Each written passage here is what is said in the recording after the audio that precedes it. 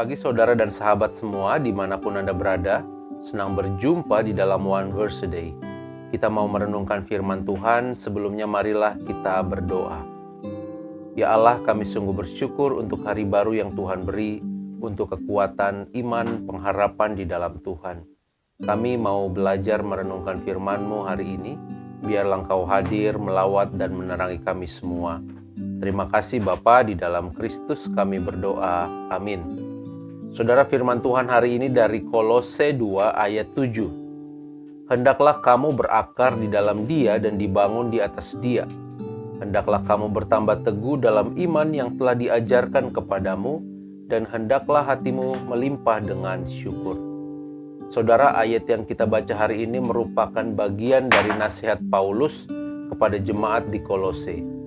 Paulus mendorong jemaat Kristen untuk tetap mengikuti Yesus Kristus dan tidak dibodohi oleh ajaran-ajaran sesat atau diombang-ambingkan oleh berbagai paham dan praktik keagamaan yang diajarkan di Asia Kecil pada masa itu. Untuk menghindari diri dari bahaya penyesatan, orang Kristen tidak boleh merasa cukup dalam hal rohani. Kondisi nyaman dan merasa sudah cukup itu akan membuat orang Kristen menjadi statis. Kekristenan menuntut kita untuk mengerjakan panggilan dalam segala aspek, yakni pengetahuan akan firman Tuhan, kehidupan rohani, kasih dan iman percaya kepada Tuhan, hubungan pribadi dengan Tuhan, sifat dan karakter yang dimiliki, tindakan dan kasih terhadap sesama dan sebagainya. Saudara, menjadi pengikut Kristus itu berarti bahwa kita harus terus bertumbuh dalam semua hal tersebut. Dan kalau mau bertumbuh, maka kita harus terus membangunnya. Ayat bacaan kita hari ini mengingatkan kita untuk senantiasa berakar di dalam Dia dan dibangun di atas Dia. Hendaklah kamu bertambah teguh dalam iman yang telah diajarkan kepadamu, dan hendaklah hatimu melimpah dengan syukur. Saudara, kata berakar di sini merupakan gambaran tentang sebuah upaya yang harus terus dilakukan. Meski tidak kelihatan, tetapi kita tahu bahwa ia hidup. Lama-kelamaan, pertumbuhan dari hidup yang berakar di dalam Kristus tersebut akan kelihatan juga. Saudara, sebuah benih akan tumbuh, itu sangat bergantung pada kita, tanahnya. Dalam sebuah kisah diceritakan, ada satu pasangan muda baru saja mendapatkan anak pertama mereka. Malangnya saudara, anak laki-laki tersebut lahir dengan tanpa kedua tangannya. Hanya ada 2 batang kecil di bahunya. Ayah anak itu sangat putus asa, mengutuk Tuhan dan nasibnya dan dokter karena telah membiarkan anak itu hidup. Ayah anak itu hanya melihat sisi gelapnya saja saudara. Tetapi sikap ibunya itu pantas untuk dicatat.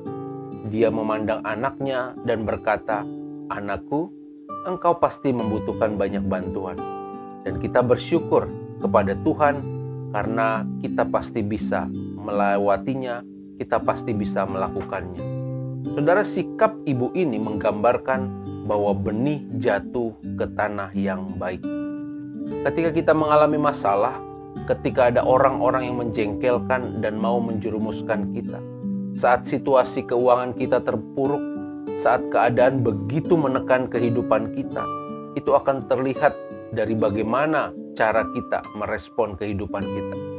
Ibarat pohon saudara, apakah ia akan tahan terhadap angin yang kencang? Apakah ia akan mampu bertahan ketika hujan badai datang menerpa? Saudara, teruslah bertumbuh, teruslah menancapkan akar semakin kuat, semakin dalam.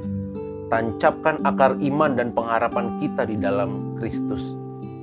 Perjalanan iman adalah sebuah perjalanan sampai akhir. Kalau kita mau tetap teguh dan bertumbuh di dalam Tuhan, maka kita harus terus menumbuhkan segala karunia rohani dan iman yang telah Tuhan anugerahkan kepada kita.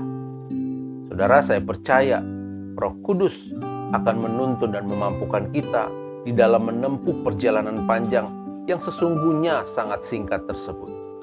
Amin. Mari kita berdoa. Ya Tuhan, kami sungguh bersyukur untuk firman Tuhan yang boleh kami dengar dan kami renungkan. Kami diingatkan hari ini bahwa kami harus senantiasa bertumbuh dan berakar di dalam Tuhan. Kami tidak boleh statis, diam, merasa cukup, merasa puas dengan keadaan kami. Tetapi dalam segala hal, kami terus mengembangkan segala potensi, segala karunia, segala iman, hal-hal yang baik yang Tuhan sudah nyatakan di dalam kehidupan kami. Terima kasih Bapa, mampukan kami di dalam memenuhi panggilan tersebut. Di dalam Kristus kami berdoa. Amin. Tuhan memberkati kita semua, saudara.